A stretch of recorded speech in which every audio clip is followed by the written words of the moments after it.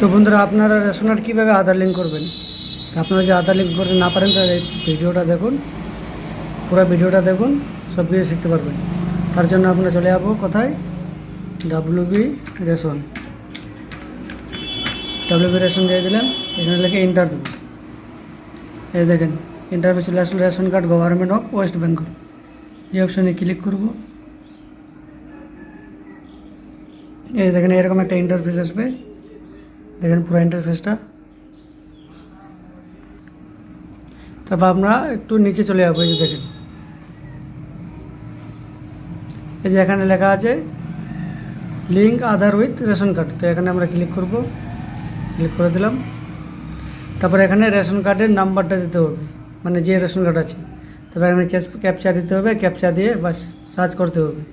Search করলেই ওখানে একটা আধারের সাথে ওটিপি যাবে, বাস আধার লিঙ্ক হয়ে গেল। এই হলো প্রসেস বন্ধুরা। ভালো লাগলে ফলো করে দেবেন এবং পাশে থাকবেন।